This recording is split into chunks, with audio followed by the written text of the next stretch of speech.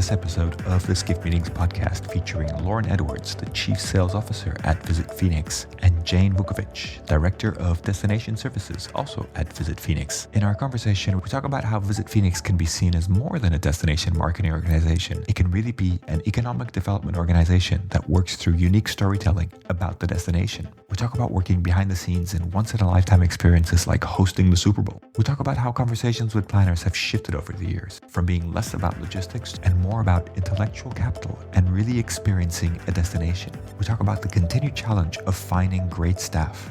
And finally, we touch on the need for collaboration across the meetings industry, taking some inspiration from what was done during the COVID pandemic. I hope you enjoy listening to this episode of the Skift Meetings podcast. If you like what you hear, don't forget to subscribe and please consider rating or leaving a review. Thanks for listening.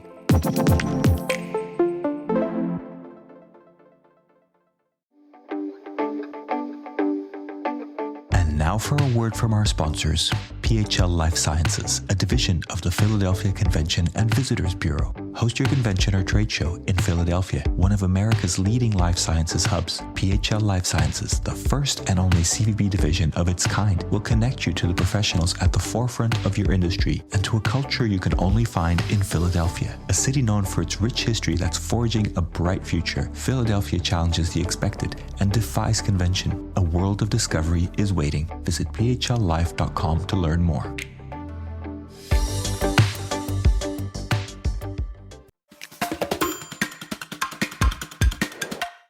Hello, everybody. Welcome to the Skift Meetings podcast. Today, I am delighted to be joined by Lorne Edwards and Jane Vukovich from Visit Phoenix. Lorne, Jane, welcome to the show.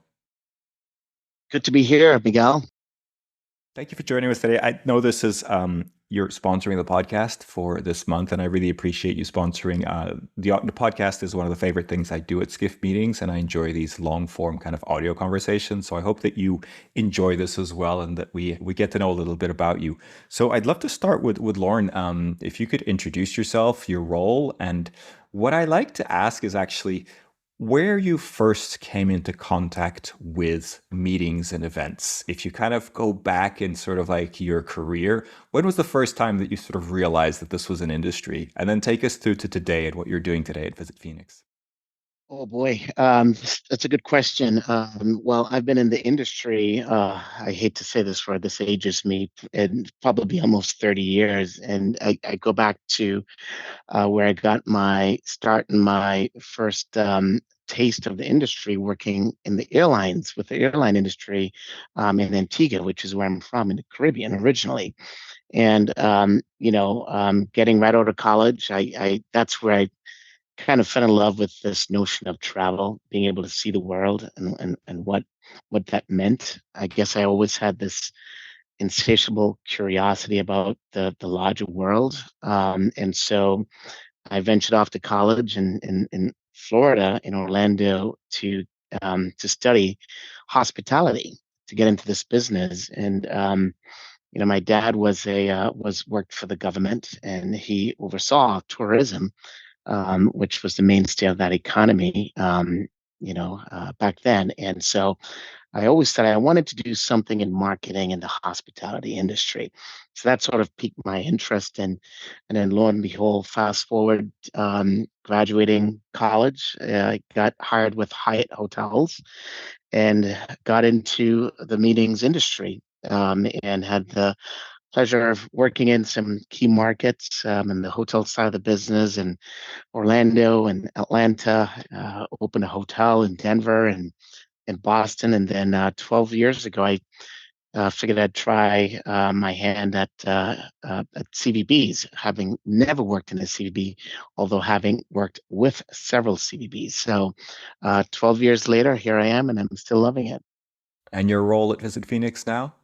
So, Chief Sales Officer with Visit Phoenix, which means I get to support the cast and crew, and the sales and destination services area, as well as the tourism, leisure sales efforts here in Phoenix. And of course, there's a lot of satisfaction we get with promoting this great destination, all of our wonderful partners around the city, and our partners in economic development and such. So it's certainly been a great ride, and feels like it's just yesterday. So enjoying it. Okay. And Jane, would love to hear from you as well. Like, where did you first kind of understand the meetings and events industry? Well, I have a very similar story to Lawrence. I also went to hotel school at Michigan State. Started working in hotels part time while I was in college. I was a banquet waitress. Found that I liked that food and beverage and banquet side of the industry.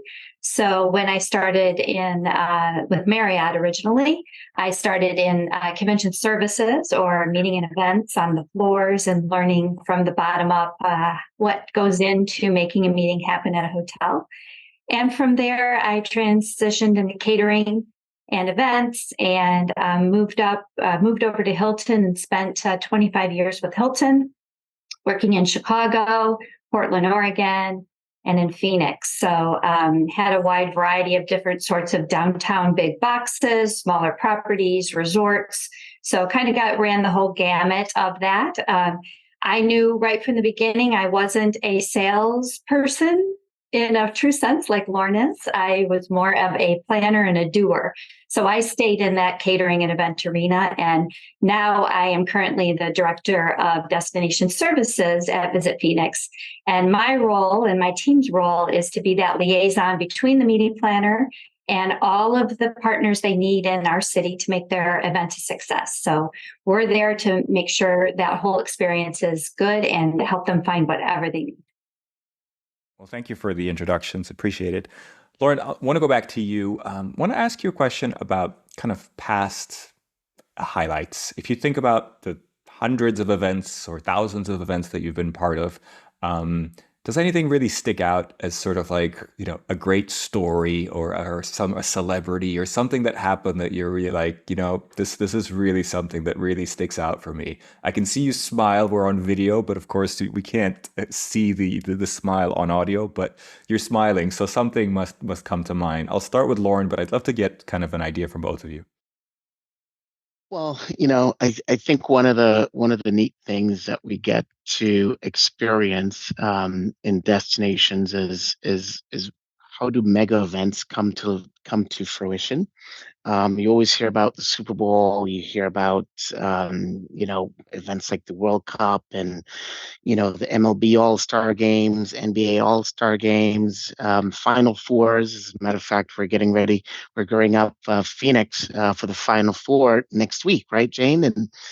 And so for you basketball fans out there, keep focused on what's happening in Phoenix in the next week or so. But getting back to your question, I think my first sort of wow moment was my first time experiencing the Super Bowl in Phoenix when we hosted it back in 2015, and really the sort of the groundswell of emotion with all of the work that had to go into it for years and years in advance to really um, pull off such a marquee global event was pretty profound and still sticks out to me as one of those sort of seminal moments.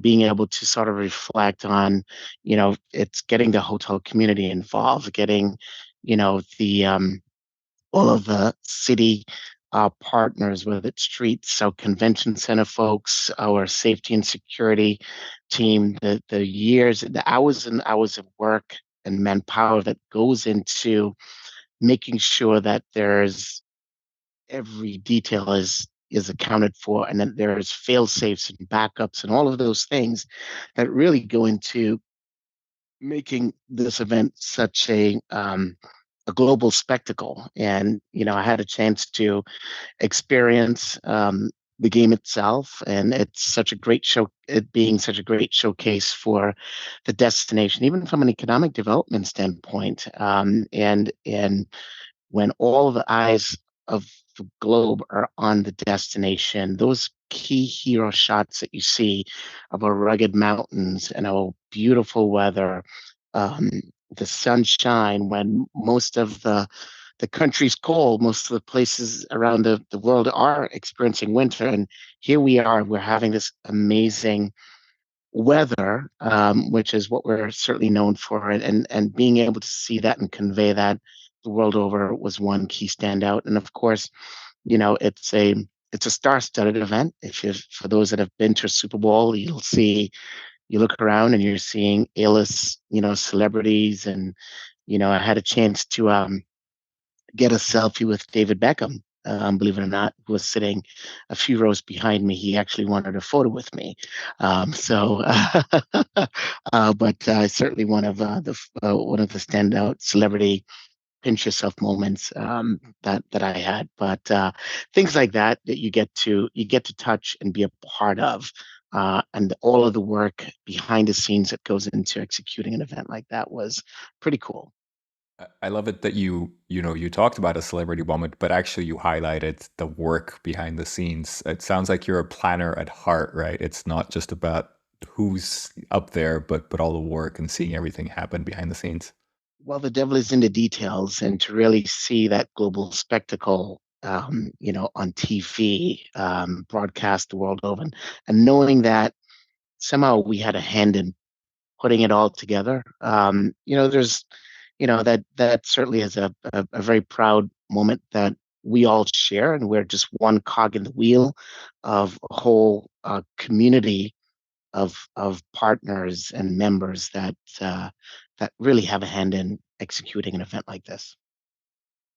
Jane, how about you? What would be your highlight? Well, career-wise, I'll move back to my time in Chicago, and you'll see that Lauren and I have very different stories. But mine is being in charge and helping plan the opening of the Lyric Opera at the Hilton Chicago in our one of our beautiful ballrooms, and it was just a glittering event with some stars as well, but more of the opera world, and being able to work with our chef to pair a Russian themed dinner that went along with the opera. It was so much detail and so much planning, and just having that black tie event come to fruition and just see the magnificence of it. In my mind, those are the things that stick out to me, is when that perfect event comes together and it all works. So those are sort of some of the career things.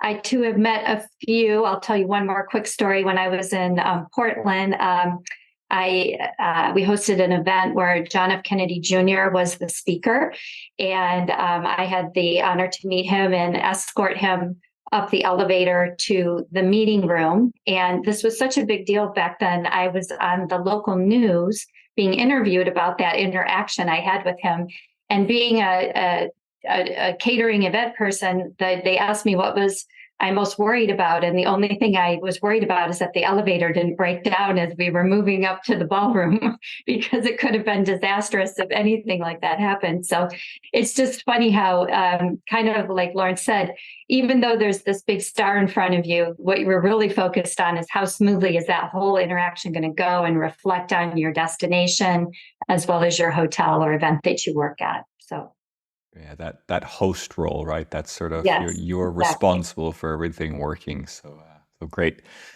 So I want to talk a little bit about Visit Phoenix, and I guess it's also a host in many ways, right? That the role that you play, and maybe start with Lauren. Could you just explain to us briefly how Visit Phoenix operates, and we can talk about the details about how you work with planners and etc.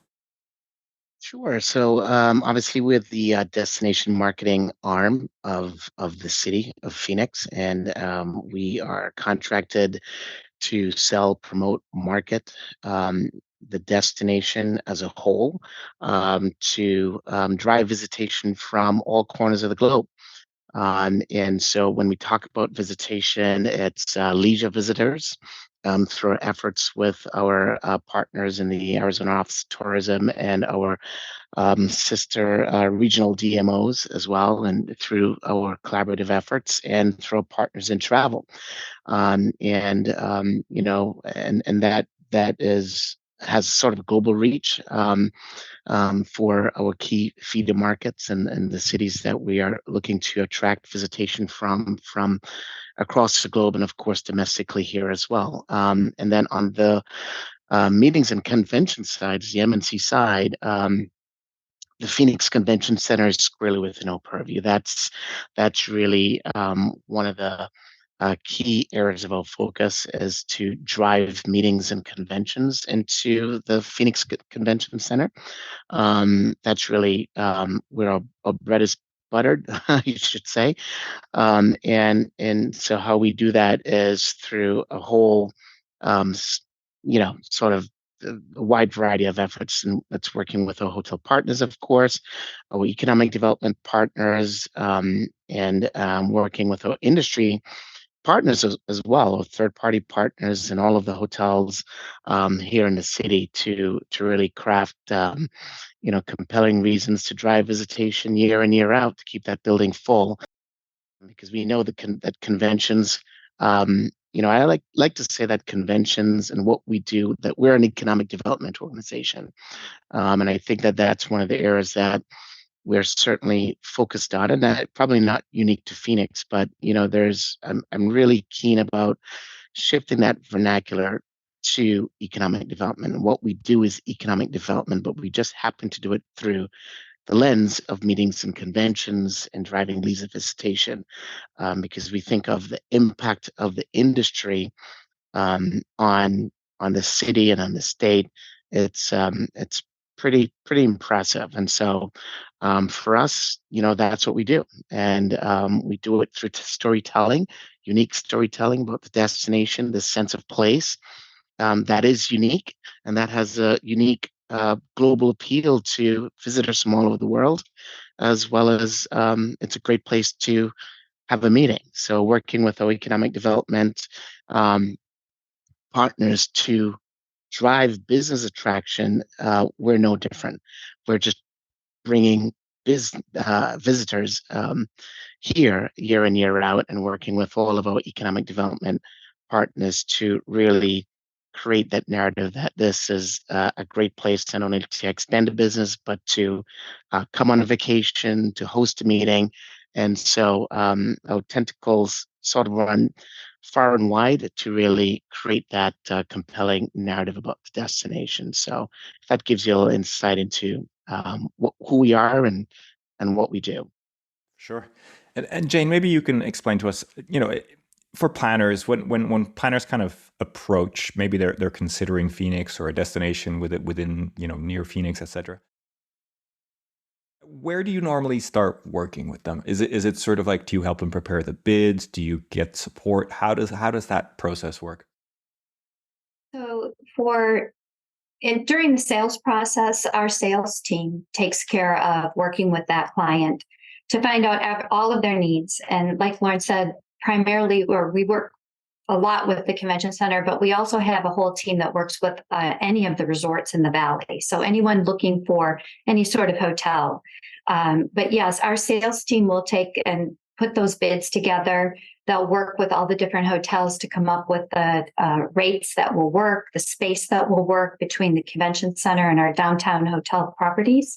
And they are the glue that holds that whole process together, because without the sales team there to negotiate and put all those puzzle pieces together, it would be difficult for a planner to come into a city and make that happen. So as a DMO, that is probably our superpower, is our ability to create that synergy between all of the partners downtown to make it a successful booking. For sure. And then once the contract's signed, what happens then? Then my team takes over, and we typically work 2 years to 18 months out with a group. And what we do is introduce them to all of the marketing material and products that we have to help support their meeting, which can help them with attendee interaction and getting the delegate count up for them, help them just show them all of the things that they can do in our city. We work with them when they come into the destination for planning site visits and help them go back to the hotels that they have booked, to the convention center, to revisit that and start their planning process. We help them find any sort of offsite venues that they might need while they're here. We connect them with all of our partners, whether it be for food and beverage, transportation, I need a florist, whatever that need may be. we'll connect them to that. Any thought leadership in the area. You are, let's say, a medical convention and you need the biomedical area. We have a huge biomedical campus here. We can connect them with speakers. We can connect them with on-site activities they can do there. Same with our growing tech industry. We now have contacts where we can supply a speaker base for them that's local and can speak about the market here.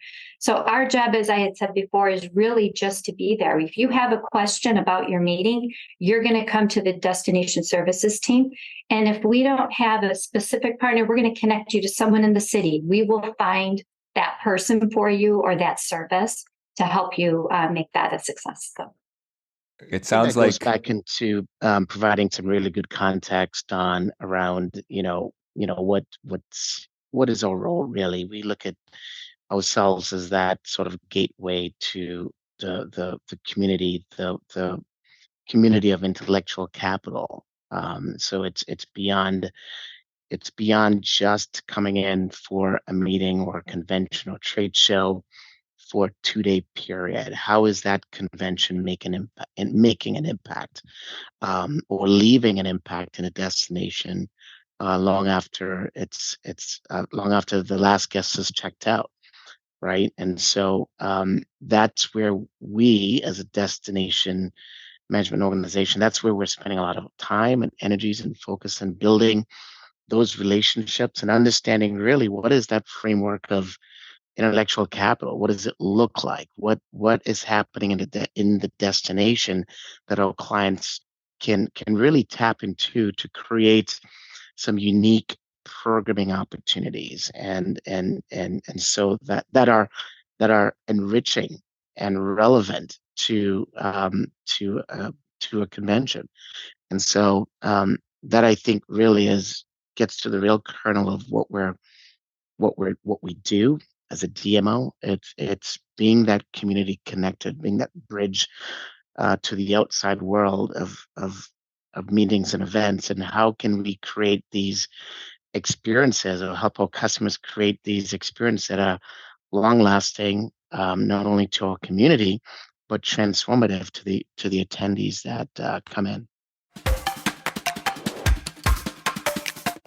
Are you ready to celebrate your successes in the world of meetings and events? The Skift Meetings Awards are back for 2024, recognizing the most innovative business events companies across 15 categories, and we want you to be a part of it. Winners will feature on Skift Meetings, sending a clear signal to events professionals around the world that these are partners they can rely on. The final deadline for submissions is June 11th. We encourage you to start your submission today to secure the best entry rates. For more information and to start your submission, head to live.skift.com.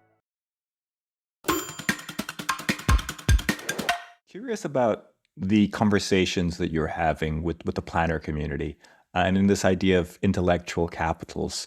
I mean, let me know if I'm thinking about this wrong, but I would imagine those conversations have shifted quite a bit over the number of years that you've kind of been involved in this. Are the conversations very different now, and how are they How are they different? Jane, I think that I think that the good thing about nowadays are people are looking for obviously new ways to bring content, bring the destination they're into their meeting. So it's not in the old days, and I don't want to say old days because I was around during the old days, but you went to your meeting, you were in that space, everything, you already had it programmed, and then you left. And I think what's so great now is the fact that you're trying to bring in the destination. Most meeting planners that we talk to, they don't want their people to just walk in, sit in the ballroom, and leave. They want them to experiencing the destination. So they're building that into it much more and bringing their attendees outside into the destination. So I think for us, that has been the most positive change is you just see so much more interaction and that thirst for the knowledge and the education of this community, whether it be our indigenous nations here, that those things are what people want to share now with their attendees. That maybe has nothing to do with the content or what they're focused on as an organization, but it's important to them that they pull that education in. We like to think that, what is the convention footprint? Is the convention footprint that the traditional four walls of a show floor is at the four walls of a ballroom? And so I feel like we're sitting in that perfect seat where we can challenge and stretch the imagination of a lot of our planners to say, how do we take the convention? How do we create a footprint in the city for the event? So having breakouts, at several of our coffee shops and our venues. And I know we have food and beverage minimums and all of those things that we have to contend with, right, Jane? But I can't help but think that we've got all of these great little communities that could be programmed, whether it's in Roosevelt Row, right, or Roosevelt Row Arts District, that is a couple of blocks away from the convention center, with all of the hotel rooms around it. That's an area that could be programmed. Third Street, Canyon and Third, which is this huge 80,000 square foot esplanade that sits right between our convention centers, that too could be a unique place that offers so many imaginative types of experience. If they can think it, they could be created there. A warehouse district, which is the hotbed for our tech startup community right here in downtown Phoenix. There's some really unique learning lab type spaces over there that could house workshops and house sessions and house networking opportunities that our meeting planners really should think about. It's all within a walkable sort of footprint. So again, I think that is unique. That to me is different, and I think convention attendees are looking for that. What is going to be different about this experience that we've not done before? And I think cities have this unique opportunity to really delve into, thinking more broadly about designing an event within a city, the scope of a city, that's sort of beyond the boundaries of what has been, I would say, more of the traditional sort of programming flow. So I think that's one of the areas that we're pushing our customers into thinking more about when they come in for site visits, or we start down the phase of discovery of what is possible. It's more than just the traditional sort of scope of what we're used to, and really, yes, we're going to always have that need for a trade show or general session or that type of thing, but we can, that sense of place, we want to make sure that we really instill that sense of place, because they could be in a trade show on a trade show floor in any city USA. They can be in a ballroom in any city USA. But how do we really instill that sense of place and really give them a unique experience? And so that's where I think that's where we're headed. That's certainly where how we're encouraging our planners to really think about when we enter into that discovery relationship. Yeah, I think you're touching on a really great kind of positive trend, which is this idea that making meetings and conventions memorable is what makes them stand out. And when you do that, you leave that intellectual capital in the city, or you can bring capital in, right? So it's a win-win situation. So it's very positive trend all around. I want to make sure we that is definitely a positive trend, but I want to come back and sort of ask you also what's keeping you up at night, because I'm sure it's not all rosy, it's not all perfect, right? And are there things in the industry that sort of concern you, that you're worried about and you'd like to address or kind of find ways to work with better? And let's start with Jane first, if you don't mind. Anything come to mind in terms of challenges that you're facing that, yeah, you'd like to figure out? Yeah, well, and I don't know if it's popular to talk about it anymore, but I still worry about staffing. Hmm. For all of our convention center hotels. It's a lot of people have said, "Oh, COVID's over, we've moved on," and that is very true. Everything has improved, but there's still always an underlying staffing shortage in some areas, and not just shortage, but I would say experience level that can sometimes rear its ugly head. So for me, that's one thing that I feel like still needs a focus. And as a city working together with different organizations on how can we find more staff? How can we source more people into this hotel and hospitality industry, which is extremely important that we keep that pipeline rolling and we keep this as a desirable job and career for people so that we can host these events. Because as we've all seen, we're back to business levels. Groups keep getting bigger. Everything is growing. So we need to make sure that the whole staffing component grows along with the industry. And I would say that's one of the things that I feel passionate about and that we need to keep promoting, that hospitality is a great industry to be in. Yeah, and thank you for sharing that. I think, yeah, I absolutely agree with you. It's definitely not necessarily fashionable, but important that we talk about it. And we just actually published a story a few days ago showing some data that suggests that around 2/3 of all event professionals are new in this industry. And right, if you're thinking about that, 2/3 are new, even if your staffing levels are at where they Yeah. need to be.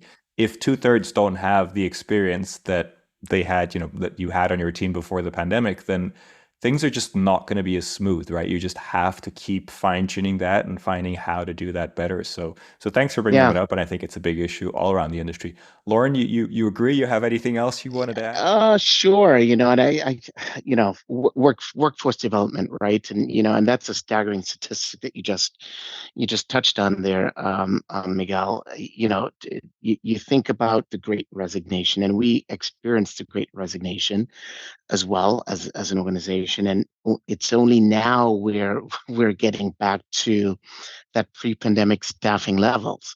But I also want to, it might be a little tongue in cheek here, but I've always said, never waste a good pandemic, right? And so going back to what keeps us up, what keeps me up at night too, it's how we collaborate. And I feel like, if there's anything that we've learned, because we always have to be in this, how do we improve our processes? How do we improve our collaboration? How do we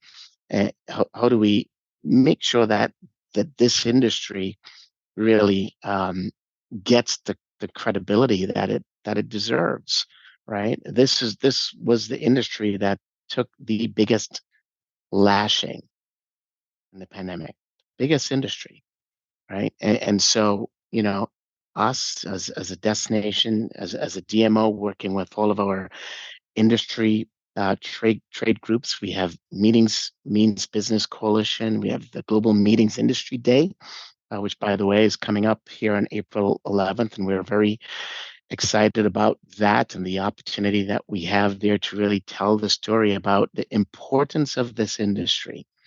And I always liken it to say, you know, um, let's think about every international airport. Think about your international airport, Copenhagen, right? Let's think about Phoenix Sky Harbor. Let's think about, you name it.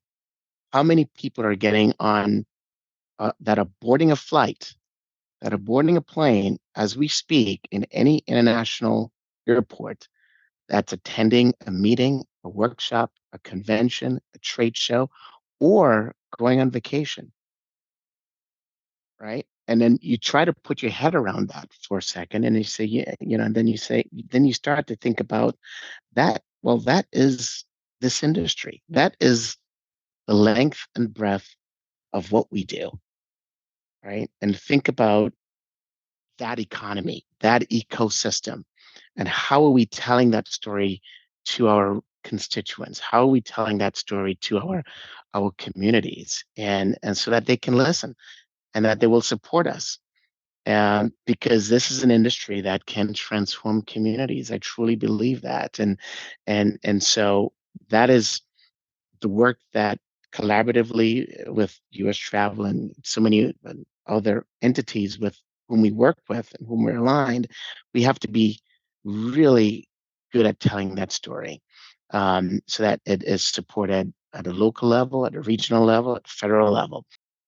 So when I think about what keeps me up at night, it's sort of a bigger scope, and how are we collaborating with our customers? Are we having really transparent conversations with our customers and with our partners? So let's not waste a good pandemic. Let's figure this out. Let's boldly collaborate where we can to really help transform and elevate our industry so it gets and receives the credibility that it deserves. Yep. Great message right there. So I want to start wrapping up, but I wanted to get a highlight from you, either of you, and maybe it'd be the same one, but I wanted to maybe cover an event that really impressed you. And I'm imagining you've seen quite a few large and impressive events come through Phoenix in the last few years. But are there any that really stand out for you? And I'd like to just focus on why they stand out for you. And Jane, maybe do you have any in mind? Well, I think the one that pops right into my mind is a recent large convention that we hosted in January, which is the Golf Course Superintendents Association of America. They came back to our city after many years, and this group did something that no other group has done at our convention center, where it's taken that our area between our two main buildings, which is called Canyon on Third, and they closed that down. And they used that for the entirety of their convention. So it wasn't just went out one night for a reception. It was incorporated into everything that happened during their event. And they went so far as to create a mini golf course right outside right in the middle of the area, showcasing all of their sustainability and their water reclamation and how the golf industry is focusing on ways to make golf sustainable.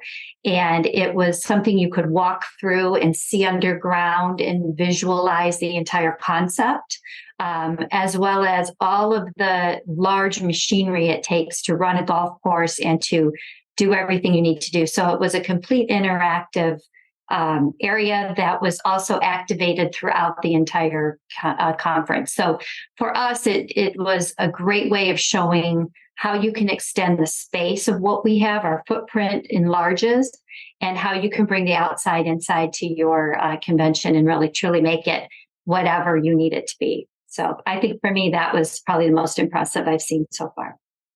That sounds really memorable. So thank you for also sharing an example of how to make things, memorable and stand out, but also leave a legacy. With it's probably a use of the space that you're going to now suggest to many other clients, right? So hopefully that's something that goes forward.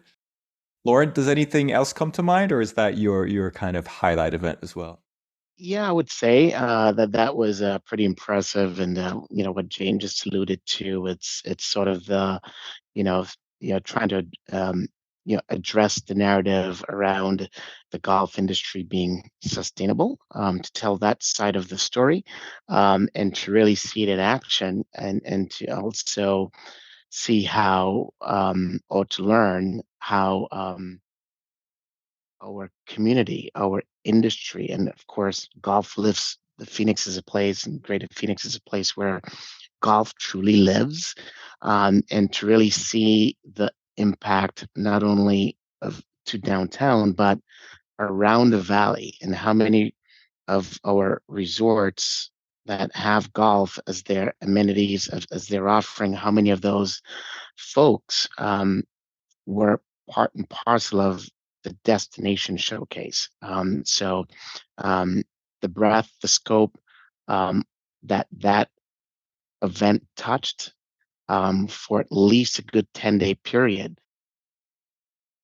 was really impactful. And the story too, especially here in the desert, we're always concerned about water, and that we know is certainly an area of a lot of conversation, and for us to be able to showcase that sustainability showcase really says a lot about the collaboration with the organization that put on that event, all of our city partners that have a vested stake in, you know, the economic side of the golf industry, the sustainability side of the golf industry that is so impactful for the sustainability of our economy. So that to me was probably one of the more impactful events. I love it. I think that's a great example for so many different reasons. So I want to ask the last question that we ask all our guests when we wrap up the show, which is to recommend another guest or guests to be on the show next. Who would you recommend? Since we're talking so much about the golf event, I would certainly, say that those folks would be a good, contact to have on the show. Yeah, the golf course superintendents would be. I think that they would make for your next great guest speaker. Perfect. Well, let's make that connection, and hopefully we can make that happen and learn about what went on behind the scenes with them planning this event that sounds really memorable. Lorne, Jane, thank you so much for speaking with us today. It's been a pleasure having you on the Skift Meetings podcast, and wish you lots of success with the Final Four and all the events you have coming up, and for Visit Phoenix in general. It's been a real pleasure, Miguel. Thank you. Thank you, Miguel.